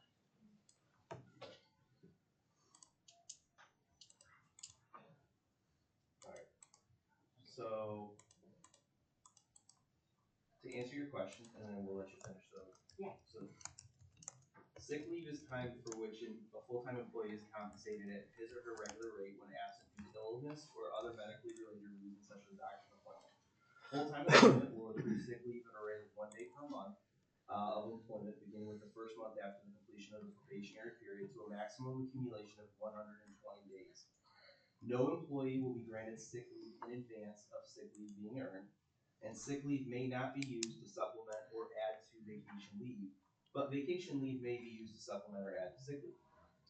At the time of retirement from active service with the township, but for no other reason, providing that the employee has completed 15 or more years of full-time and continuous service to Lafayette Township, the employee may be elected by filing written notice with the township fiscal officer within 30 days prior to effective date to be paid in cash for the value of their accrued but unused paid sick time at the rate of 30 cents on the dollar, not to exceed a maximum of 120 hours. Sick leave cannot be earned while the employee is on unpaid leave. Sick leave may be used for an employee's personal medical needs or the illness or disability of the employee's immediate family as addressed in the Family and Medical Leave Act section herein. Nothing in this section shall be construed as to require the Board of Trustees to approve the use of sick leave by an employee when the Board of Trustees is reasonably certain that the employee was not ill or is not absent for other reasons permitted in this section. The Board of Trustees may not approve sick leave where facts do not substantiate its legitimate use, and the Board of Trustees may investigate all usage of sick leave and may withhold payment of sick leave until the investigation is completed. The board may require the employee to furnish furnish a written signed statement justifying the use of sick leave. If medical attention is required, a certificate stating the nature of the illness from a licensed physician may also be required. Should the Board of Trustees determine that an employee has not used sick leave properly, payment may be denied and discipline imposed. Employees who do not report for work due to sickness or who have exhausted their sick leave days are subject to disciplinary action for being absent without approved leave. The Board of Trustees is authorized to approve leave without pay to employees in this situation where it is determined that such action is in the best interest of the township.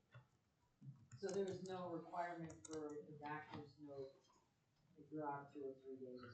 Not It under sounds that like it. section, but there is. Bear with me 1 second. Oh, no, Well, you finish your statement. I don't want to hold you up on that, but there is a 3-day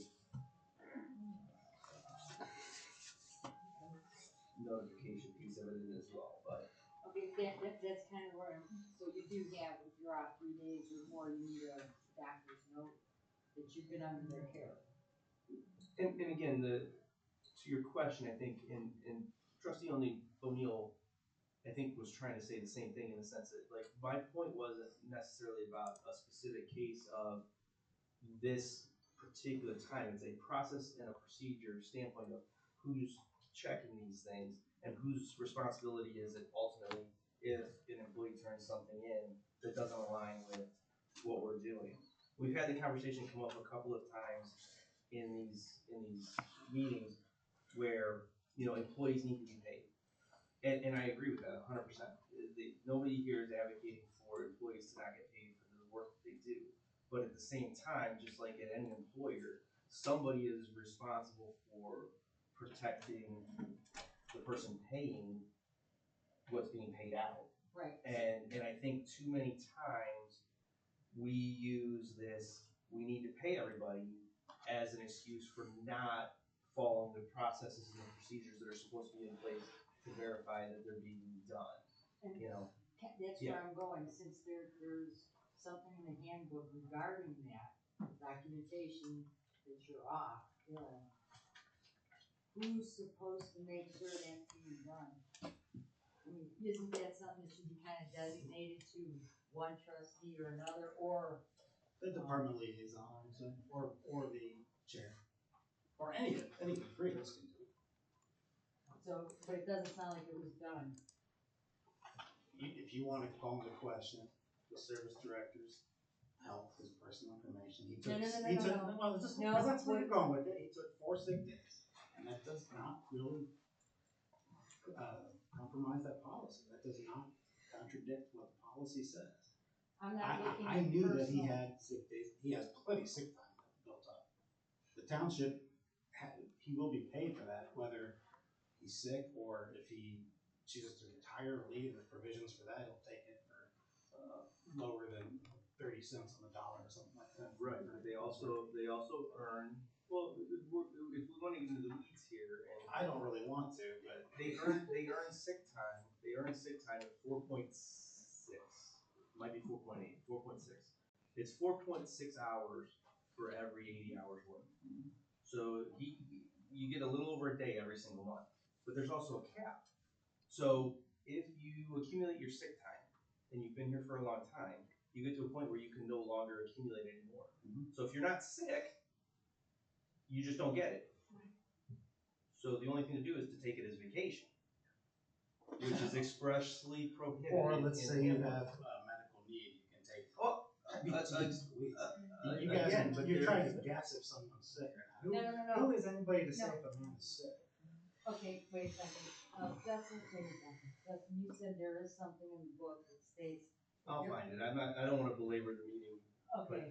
but yeah. The employee handbook is But it's- available wait a for minute. anybody that wants He it. just read it, there's nothing that was outside the lines. Okay, the next thing is, no doctor's note should be telling an employer what specifically Correct. they deal with. And we Just the have department. the ability to require that, we did not require it in this case. Good. So, okay, it is a requirement, but you didn't require it. It's not a requirement, we may require it as a board of trustees, we may elect to require it, we did not require it in this case. Okay, keep looking. I'll get back to you, you know I will. Yeah, and then, when you're talking about Smith Road and possibly zoning changing, it's light commercial or light Light industrial. manufacturing. Yeah, where is that and what's, It's a really jagged piece of property, but basically think about it from about where Deerview is on 42 yeah, until you get to Sherwin-Williams on the left-hand side of the road, and pretty much going all the way through the west of it. All that is currently mostly farmland. Yeah. The Parks Department owns some stuff back there. But the amendment change that's being asked about would potentially change that from light manufacturing, which now is limited to the use that can be done, to potentially make it rural residential. We'll just leave it at that. We could get even the weeds on it, but Barb, the map should be on the website. yes. You can go look at the map on the website. okay. So to change it to like, rural, that's a hard word, rural residential. Alright, hey, and Barb, real quick for your question. Yeah. 6.1.1 documentation. An employee absent on sick leave for more than 3 days may be required to submit a written medical form from their doctor. A copy of the doctor's certificate should be attached to the employee's timesheet and submitted to the township fiscal officer. Failure to submit a sick leave claim when requested or as required may result in disciplinary action. I changed that to you're off 3 days or more, you need a note. Well, Whatever. again, to me, it's our due diligence to check that. But to Trustee O'Neill's point, I mean, if you wanna interpret it the other way, we could choose to not do that if we wanted to, but I think, yeah, anyway. Okay, and that's it, guys. Thank you, Barb. Rural residential. Mr. Glancy?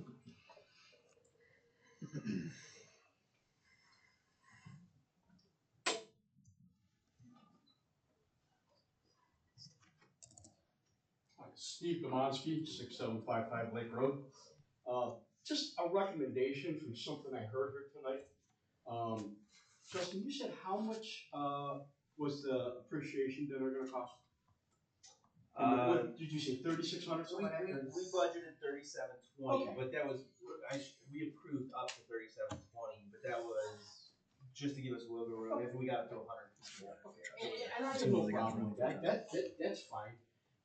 But on the other hand, we're denying kids a hayride on Halloween over $500? No. Did I misunderstand? Insurance, Yes. insurance Okay, issues. alright. This is what I'm asking. It came down to insurance issues, but because the insurance issues got in the way, we didn't have to pay the extra 500 for the rider that we would normally need, but yeah. Okay. Alright, I misunderstood. No, Alright, we thanks. canceled the hayride.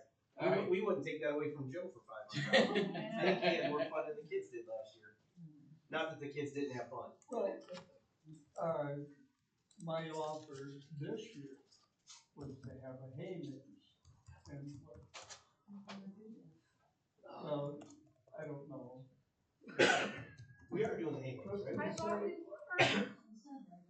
We're doing it, Don't say Joe. We're not now, Joe. I didn't do it. I can't backtrack now.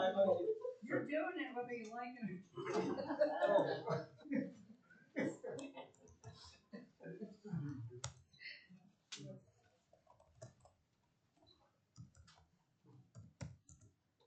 Ron Shellhorn, 6828 Spencer Lake Road.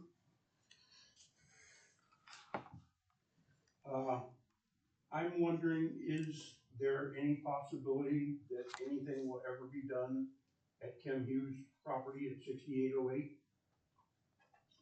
Right now, I believe the bank has contacted the building department. Yeah, and as well as us, but it's really up to the building department because they issued the adjudication order originally. They're what's the word I'm looking for? They're signaling that they want to put some money into the house and rehab it so they can get the money. I saw that last night. So, Yeah. They want an explanation from the guy that condemned that building to write down everything that he saw that would need to be fixed in order for someone to buy that house. And that place needs to be torn down. There is no fixing that house. Well, neither one of us are structural experts. We can't say No, you're correct. but Layman's terms, yes, I agree with you. That's what we all anticipated would be the case. And we went down that road.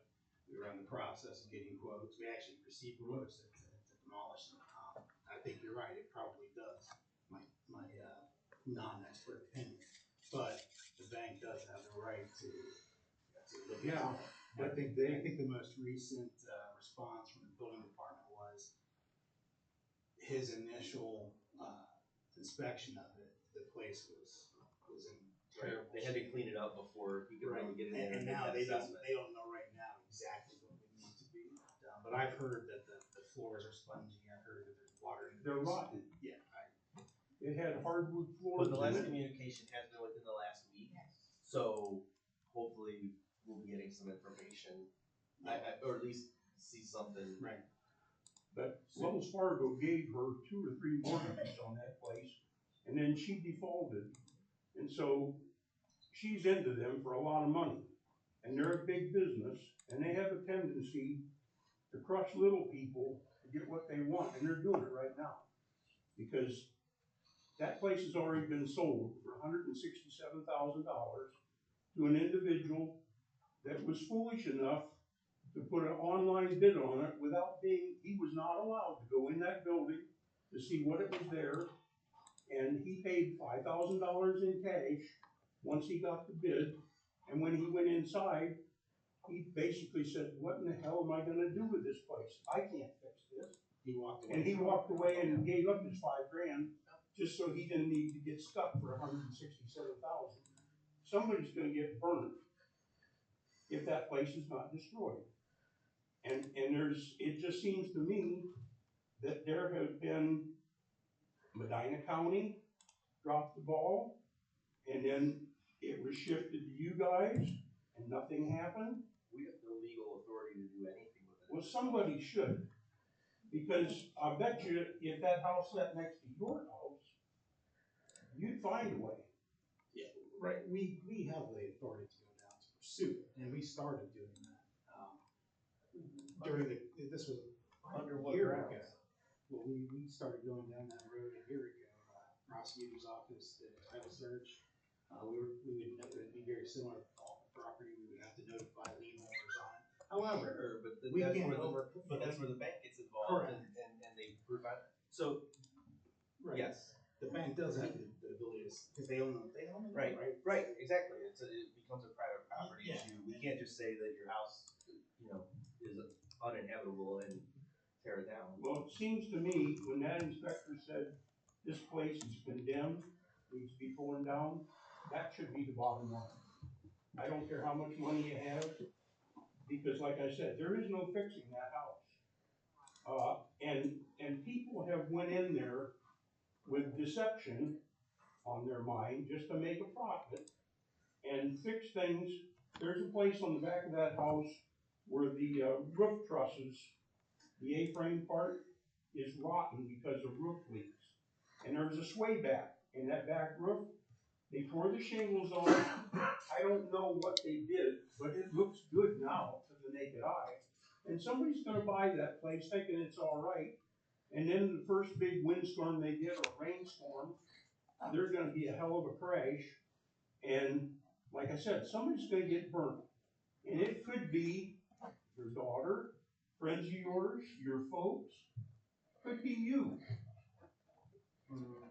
And somebody should care enough about our township to do something about it. It doesn't seem to me that it's out of the realm of what people in city or township government should be doing and taking care of. Because it affects my property, it affects my neighbor's property. We not only have a big hit, we just got a big increase from the county on our tax, what the house is supposed to be worth. And I was getting 6 mice a day in my garage, a day, and this went on for weeks. The rodent population from that one house is unbelievable. The stench from the septic being backed up for years. It's probably full of black mold because the basement was full of water for years, to the point where it was up against the rafters. So not only did those rafters and the hardwood floors get rotten because of animal and human urine and feces being dumped everywhere upstairs, but it's also rotten from the bottom up because the basement was full of water for years. As well as the foundation of the house is probably, you're not gonna tell me that someone at the bank is gonna authorize someone to go in there and peel the top off that house at foundation level and put all new floor joisting and all new floors, whether it wouldn't even need to be hardwood. But that's a big undertaking, and it costs a fortune.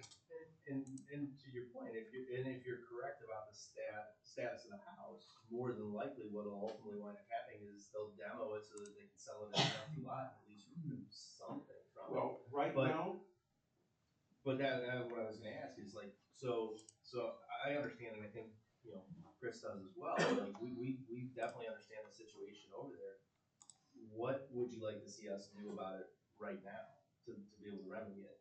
like I said, it seems to me, a county inspector, if he makes the decision that it's gotta be flattened, that should be between them and the prosecuting attorney or somebody in the local county government should have. But he didn't make that determination, he said it was uninhabitable, he didn't say that it needed to be flat. Well, if you can't live in it, and the guys that were on the fire department that was there that day told different people that it was the worst house they've ever been in. And even though they hauled a dumpster, I mean, one of those huge semi-type dumpsters out of that place, the fellow that had bought it for $167 grand said that there was so much stuff in there. The lady was a hoarder, and then She had 3 big dogs, and I don't know how many cats, and her. The toilets didn't work, so they just did their business anywhere and everywhere in that house. And if you can stand to go in the house from the stench, but somebody is paying the property taxes on it right now at a ridiculous rate. I'm assuming that's probably the bank, with their best interest. And yeah, I think at some point in the near future, I can't say when, it's not driven by us, but the bank is probably going to have to decide, Wells Fargo will say, is it worth us going in and fixing this up? Are we better off walking away? Are we better off demoing it ourselves and selling it? But I would think that at some point, if they don't do anything for a period of time, we would be back to where we were a year ago, and we could start pursuing it again, because it would still be considered a nuisance, and the building department probably still has their order that's enforced on it. And do you remember her name that emailed us from the bank? It was just last week. I don't remember. But it's been Ron, if I can get your info after the meeting, I'll follow up with you. I mean, I don't wanna cut you off, but I'm just saying, I'll get with you after the meeting. If you leave me your info, I'll follow up with you. It's been 2 or 3 years, and absolutely, I mean, they weren't even keeping the grass mowed until now. It's been mowed twice in the front yard. The backyard is a jungle. It's just an eyesore. It's a health hazard. There have been people that have showed up after dark for God knows what, and if it wouldn't been for the neighbors coming out with heavy flashlights and armament, and they left. But the whole thing stinks. It's not what that neighborhood was and shouldn't have ever come. Thank you. Thank you. Thank you. Anyone else?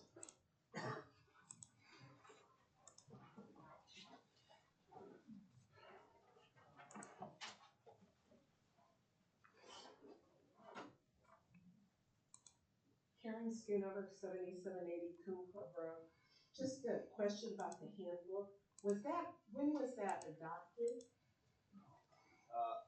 November 11th, 2013. Okay. And as part of that, is there anything in there about educating the employees about that? Because I don't remember sitting in at a class or anything, or even being given that to read. Just, that's my comment. I haven't got one either. You know? You'll have a copy tomorrow, or maybe tonight when I get home. But I'll make one too, because I've never done one. okay.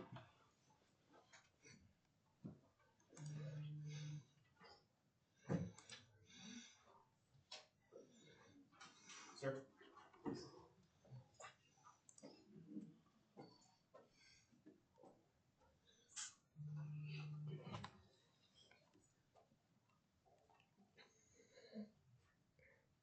Doug Mays, 6279 Cooper Drive, Dover Highlands. Try to keep this very brief.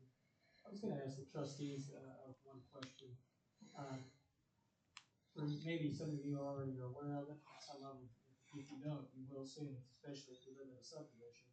There's another fiber company coming into the township, and they're digging everything up. And I can say pretty much with most of the majority of the people that I've talked in our neighborhood, which is Dover Highlands, I mean, it has approximately 226 homes. People are really fed up with these companies just coming in and taking advantage of this easement that was signed like 20-some years ago or whatever. And nobody ever imagined what was gonna happen to these neighborhoods, and they just keep coming in and digging it up. Digging up the neighborhoods. You walk out one day, there's flags in your yard, and you come out and they're just digging up. And nobody's getting noticed, nobody's asking permission, nobody asks people that own the properties in place, do you want this?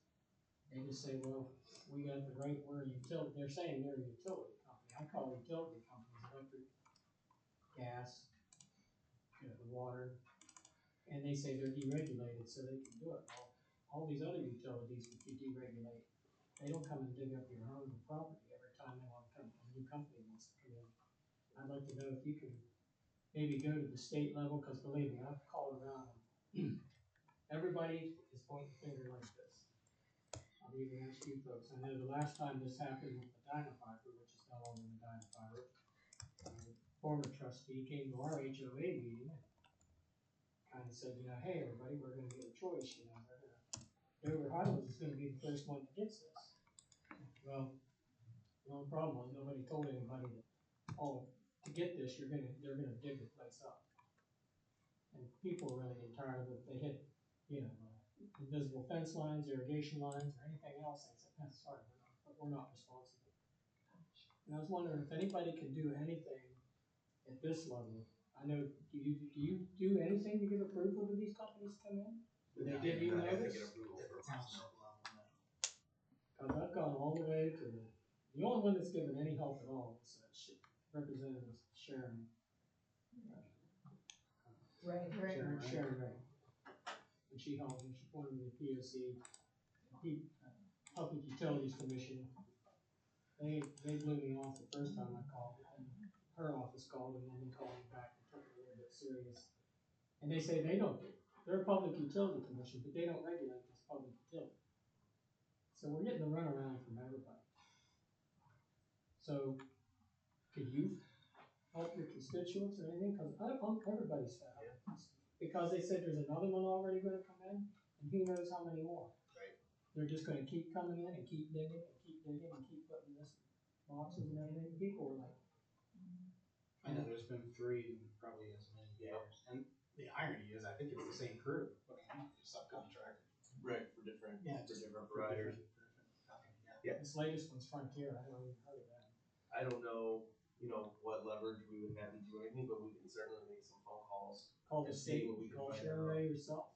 Tell them to do something in Columbus if they have To your point, I mean, if nothing else, at least, you know, like, yeah, it'd be a little thing, but at least some sort of notification or process for, you know, getting it done. But I know we've had a couple of, I don't think we've had it as bad in our township as maybe some other places, but I know that there've been some people locally that, you know, one will come through and literally, like, as soon as that group finishes their project, the next one's like 2 weeks behind, and it's like, you know, you think that there'd be some sort of regulation process to at least create some semblance of efficiency, like. to the county commissioners. Yeah. We don't have anything to do with that either. Who lets these people, don't they have to sign up as a contract or anything? I mean, Not can I with the say, township. can I write Mason on my truck and say, hey, I'm a communications company, and sorry, I'm gonna pick up your yard? I mean, does anybody have the right to do this? Doesn't anybody, you know? Unfortunately, with the way that the easements are done for utilities, Don't these companies need vetted? I mean, nobody acts like nobody knows anything about anything. Medina Fiber, I think they were the first ones. They at least came around and notified the township. Right. They came to a meeting. I don't recall. But that's not even Dynafiber. right? Some other outfit called on. I mean, this is getting out of hand, and all I'm saying is I'm gonna take a lot more time. We need to get something going here. People need to call, but maybe we need some help from other people, let them know that the people pay attention. How many choices is there? I mean, how much room in your yard do you have to keep digging up? Pretty soon it's gonna be up to your front porch. I mean, how many choices do you need? There's at least 3 now, right? That's funny. And there's more to come. Now I was told this, I don't have anything to verify this, but like the gas company, electric company, they deregulate, you get a direct supply for them. But it's the same line. Pay the leak, right.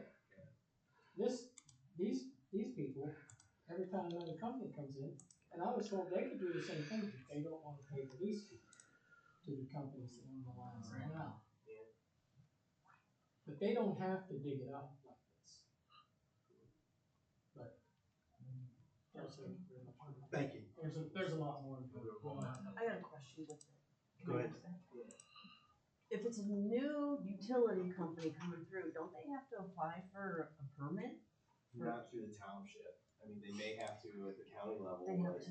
But PUCO. Yeah, or the state, but it's definitely not. They anything all we get say they have no jurisdiction over that. And I've asked them all. And I just have one more comment, if that's okay. about Can you state this. your name for the record, please? Kelly Wood, I live at 6136 Tyndale Lane in the same development. My concern is, yes, they're digging, but also they're digging where, yeah, they come out and they say this is where the gas line is, this is where this line is, that line is, the other line. When they were digging in our area, they cut a gas line. And you hear on the news all the time about them cutting lines, and then they could just shove some dirt over it and say, okay, everything's fine. Unless the homeowner starts smelling something or whatever, things are not gonna be, I mean, there's houses that have gone up in flames because of things like this. So from a safety perspective, it's not safe. It's just not safe. And I have personally, in the front of our house, there's a major gas line, because there's a major gas line that goes through there, and that's where I live. So I'm a little bit more than concerned about the fact that if they cut something that they shouldn't cut, They hit the It's gas gonna line cost- and they didn't even tell the people yeah, that they hit did it. it, yeah. Until the people looked out and saw the fire trucks there and saw the Columbia Gas there, and I don't know if the police was there, but they're like, what's going on? Oh, nothing to worry about, folks, we just hit the gas line.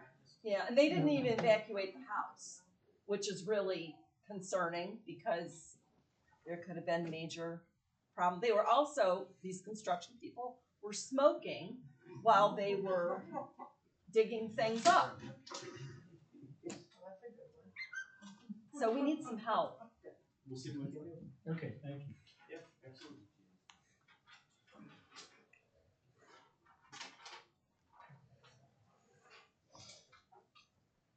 Angela Ventura, Worcester Lane, Medina Township. I'm gonna circle back to Barb's question about the handbook. Just something maybe that could help, since it seems like a lot of the employees have some confusion, and the handbook was obviously written long before any of the elected officials were in office. Maybe an acknowledgement to have each of the employees sign if they received the handbook would help now, because it seems like nobody does it. Trustee O'Neill has made several comments in the meetings I've attended about things being the employees' mistakes. And people make mistakes for sure. But I think that at this point, it has to stop being on the employees so much, but more on the people responsible for the employees. So, I don't know, maybe a work session or something like that to start clearing some of these things up, because even tonight, the meeting started with these payroll issues and these questions, but it seems like all of this is unresolved. I don't know that there were any answers to the questions of like how these things get addressed, and handled.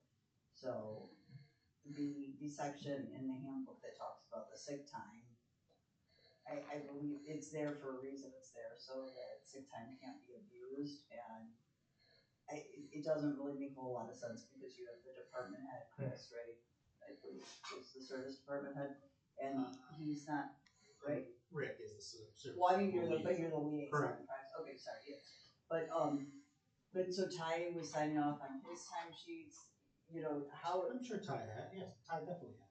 Right, so, but it's hard because how is your fiscal officer supposed to know if a doctor's note is supposed to be attached or not? I mean, when she's We've never processing. required a doctor's note. But how is she supposed to know that if she's? We've never required one, that's up to the But trustee. I mean, she's brand new, and if she's going off of your handbook, processing payroll, that We've makes never it. required one.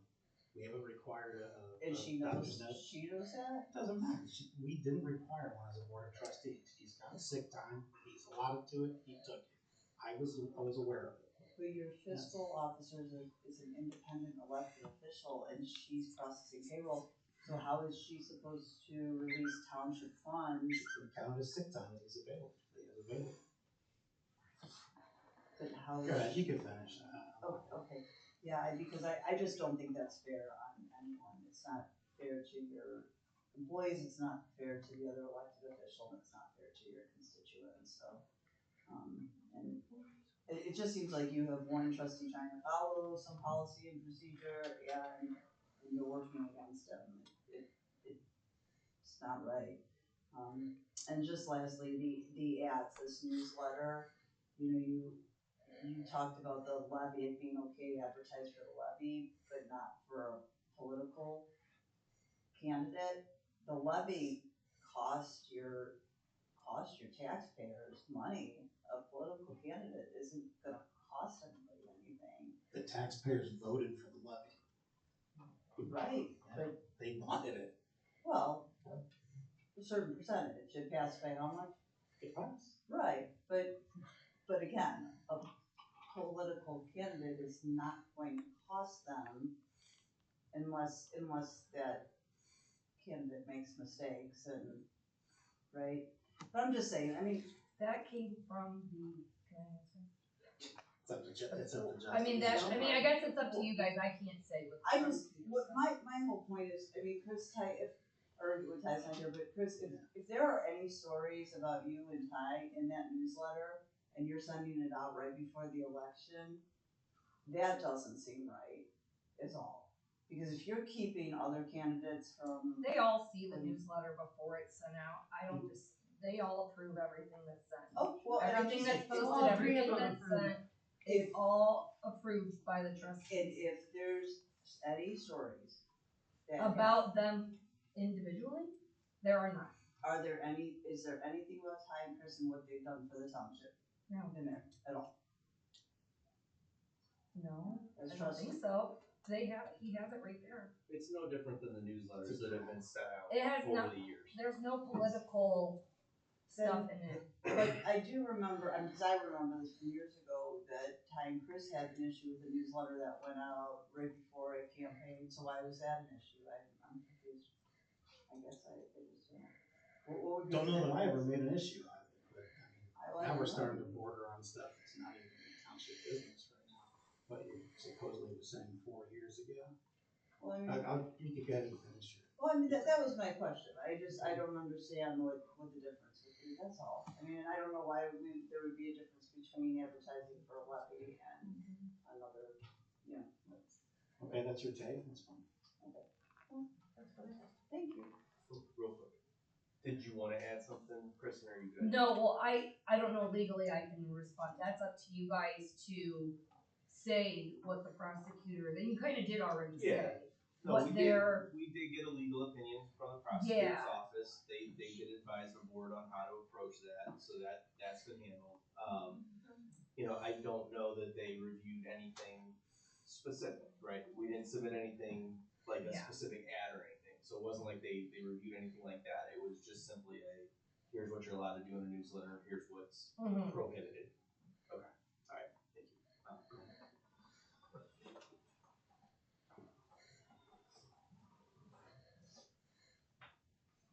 Michael Millar, 5535 Wagon Trail. Good news. I'm here with good news. I was an advocate for the dig once movement, where utility companies would have to come in. The initial company that spent the money to do it would then lease out, just like with your gas lines, just like with any other, phone lines or things like that. Right here, it says individual jurisdictions. A specific municipality within Medina County, city or township may adopt its own dig once policy and enforce it. It says, but there is nothing that's been accepted countywide, so. We, the county, I did just do wanted that to let first? you, no, you can adopt it on your own. Okay. And you can enforce it. Can you say that? On your own, yeah. Thank you. Closer as possible. Look right away. Is there anyone else?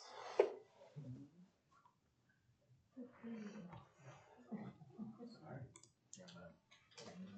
Do you have anything to add, Chris? I do not. Well, then I would entertain a motion to adjourn.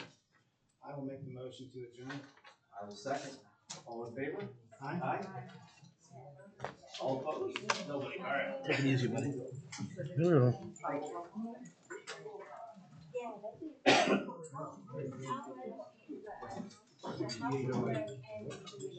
right across from Altus. Okay.